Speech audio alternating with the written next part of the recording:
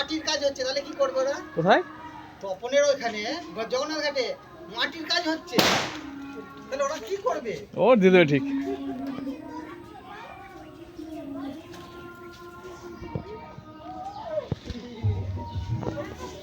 ওরা যথাই ছেড়ে দেবে।